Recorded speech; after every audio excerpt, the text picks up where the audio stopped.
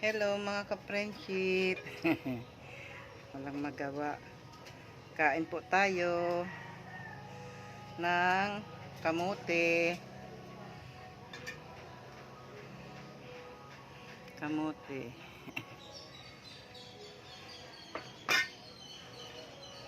Ah, malis kami kahapon. Hindi ko na kaya maglalakad ng mga yung tuhod ko ngayon masakit. Mayroon akong yung baston. Binulahan ako ng manugang ko ng baston. Sakit na.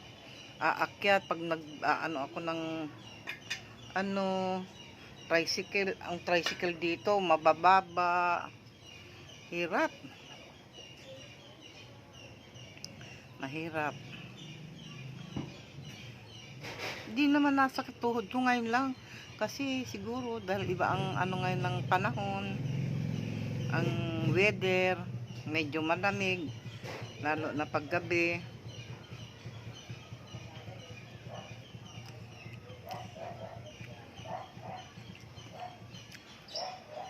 Masarap talaga pag dairy cream.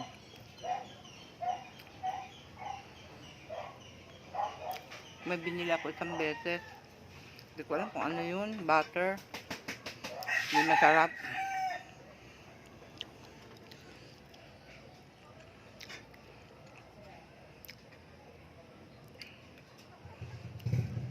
Saka madaling sayang yung apo ko. Para siya magluto. Nagluto siya. Sabi ko, Noy, hindi ka nagsasawa. Always na tayong chicken. Pagdating sa Jollibee, chicken pa rin. Sabi ko, hindi ka magsasawa sa Jollibee. Ay, sa manok. Ako, in-order ko yung hamburger lang. In-order ko.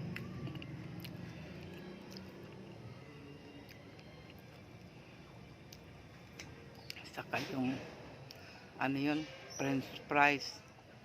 Yun ang order ko. Diyan ako nagparaano pa. Ang chicken, lagi ko naman nakakain.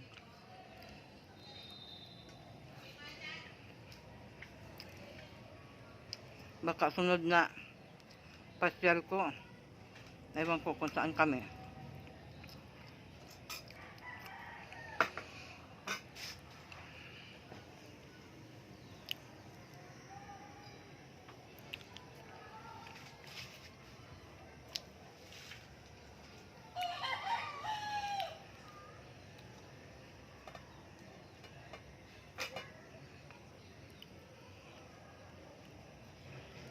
Walang magawa. Mag video. Yung aking mga ibang mga ka-friendship, di ko na nakikita sa sa notification ko. Kabira na rin akong yung ng mga magpalo, yung magpapalo ako. Hindi na ako masyadong basta yung mag-video lang ako. Kung sino yung nagko-comment, yun lang. Isa parang nasasawa na nga ako eh.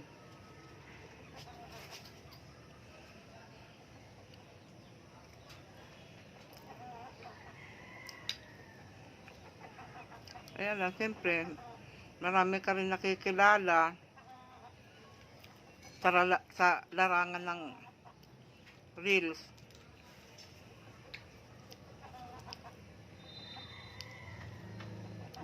Sarap ng ng dairy cream.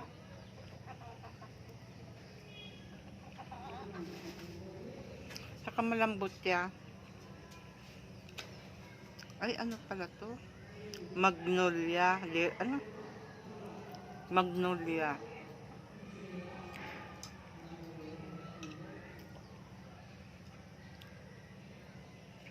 Ito na naman yung aso kong makulit. palaaway siya. Kaya kung minsan naiinis ako. Saka iba ang ano ko. Yung parang kunting parang ako napapagod. Ganon. Kanina nga namalindi ako pag uwi ko, naka-tricycle na lang ako. Dati nalalakad ko pa. Ngayon di na.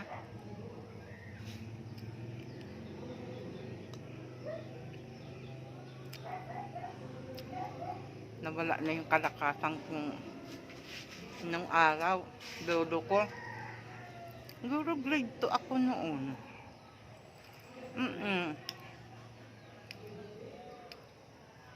Halika Ipin, pupunta tayo sa bukid. Sabi ng lolo ko. Lakad kami, 4 na oras kami. Katapos, mayroon pa kaming yung bundok. Napataas. Oo. Yung lolo ko. Pagkatapos, halika na Ipin. Punta tayo doon. Walang tubig. Kasi nung araw, ang tubig iniigib. Malayo. Minsan sa munisipyo kami nag-iigib ng probinsya ng Ragay. Kung minsan naman, doon lang sa may malapit sa amin. Kung minsan naman, yung ulan, pag malakas ang ulan, sige ang syempre marumi yan. Pag mga unang yung sige na na doon kami kumukuha ng minsan inumin. Ewan ko, yung lolo ko. Na lang namin ng yung ng damit na puti, t-shirt. Yan, sinasala namin.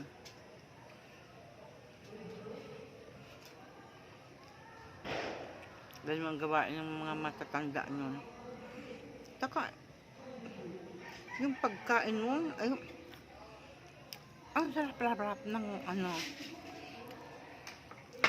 ng pagkain na luto ng lula ko.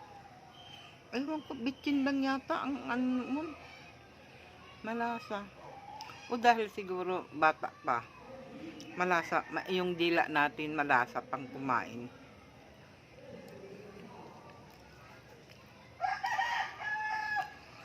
Alam mo, binili kong kamote.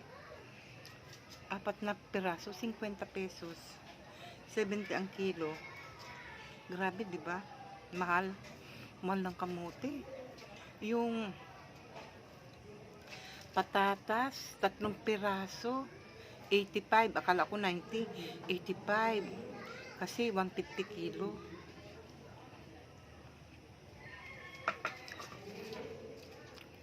Kasi always na lang kami fried chicken Kaya ang niluto ko kanina, isda. Kaya mo yung apo ko, hindi kumain ng isda.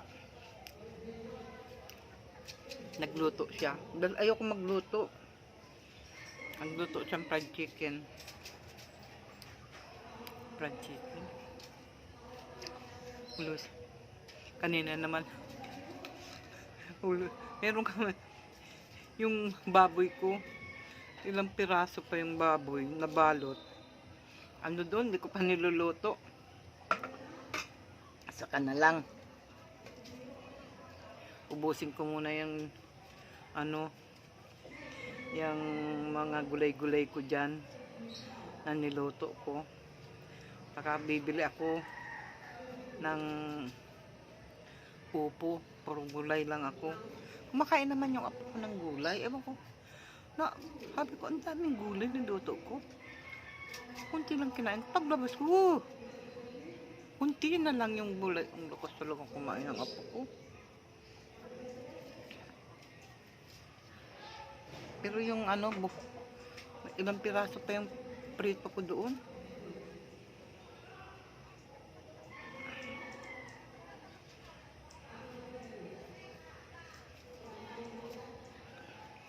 Yung saging doon, di pa masyadong hinog. Ay gusto ko sa saging mahinog, may bungot yung dulo.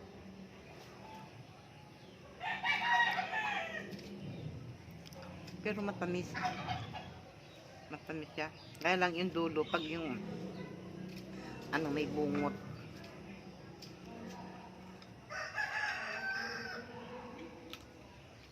Ang sarap ng ano. Sarap talaga niya sa dairy cream. Mga ka-friendship. Yung ano, yung kamote. Ito ang ginagawang ang tawag dito? Asukalan. Anong tawag doon? Pagkatapos nalagyan nyug, dudurugin yung pulido. Ito ang ginagawang pulido, kamote. Samantalang noon, isang balde, 100. Ngayon wala na. 4 kilo, 70 pesos. Mahal na. Lalong nagmahal, sabi. Pag si Marcos ang ibuto, magmumura ang bilihin. Ang bigas magiging 20.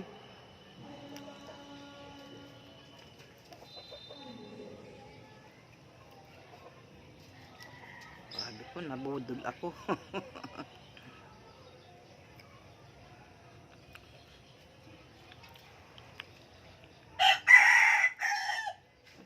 Ay, kalimutan ko. May kape pala ako.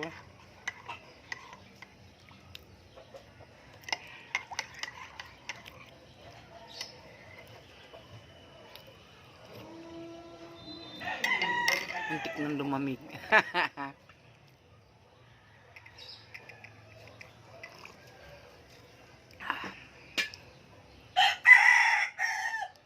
Mga anak ko nasa Pasay. Minsan namimiss ko rin sila.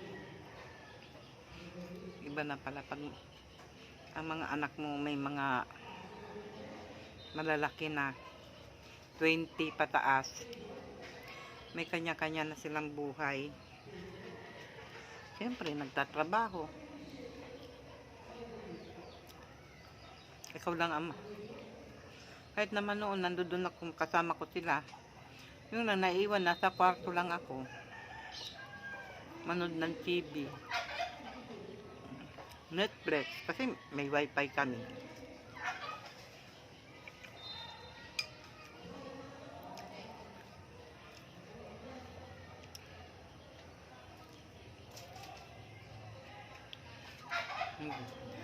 Tapos mamaya darating yung asawa ko. Mamaya darating siya, aalis naman yung isa, may darating. Yung asawa ko, mamamalingki. Siya na mamamalingki. Mamamalingki ako, kasama ko rin siya. Hindi ako nababa ng tricycle. Tagabantay lang ako ng tricycle. Kasi siya, magaling siya sa budget.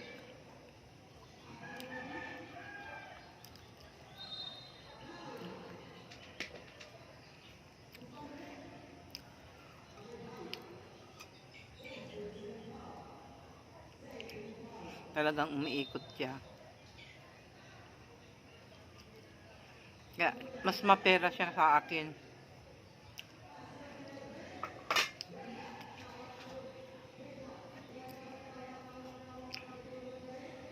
Ano ba? Padalhan ako 500. Yun.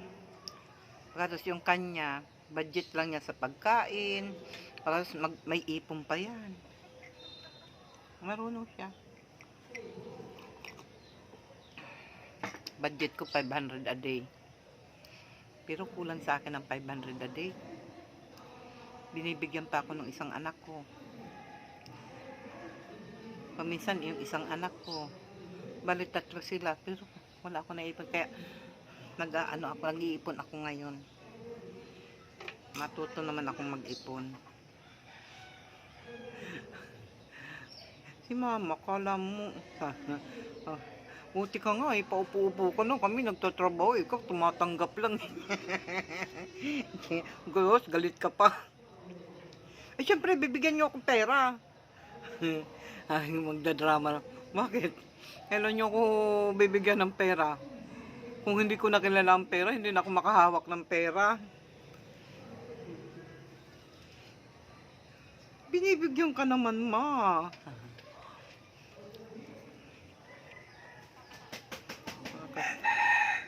Mga bakal naman kay Papa.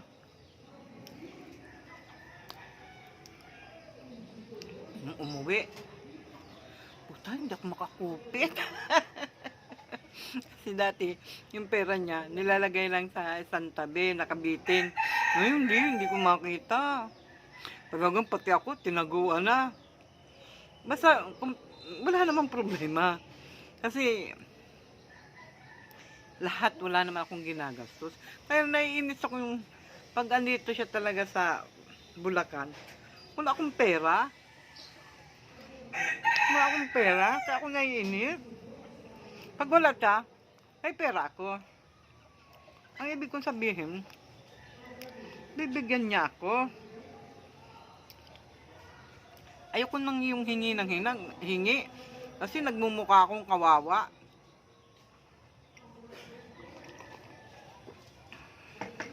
Eh kung minsan nagagalit ako. Para akong kawawa.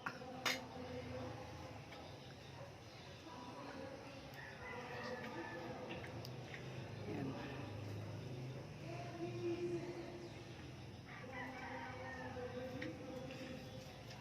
Kaya ko yung saging sa maghapon, isang piling, kaya ko yung ubusin. Ang lakas ko sa saging, ang lakas ko sa ano. Mahilig ako. Lalo na yung mga patatas, ilalagay sa manok o sa baboy. Gusto ko yun. Mahilig ako dun sa mga ganyan.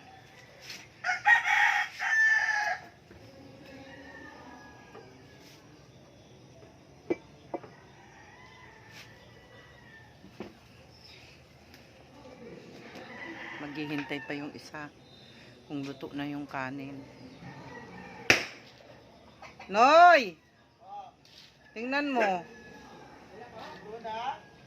Tingnan mo. Ay, ewan ko sa'yo. Pag yung apo ko, pag tinatawag mo, ilang beses kang tumawag, hindi ka naririnig. O sige na, dumang ka na.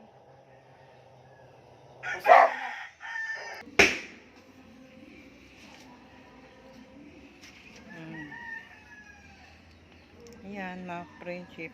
Pag yan, tinatawag ko, hindi ako naririnig. Pero hindi ako nagsasalita. Ano ma, tinatawag mo ako? Pingang.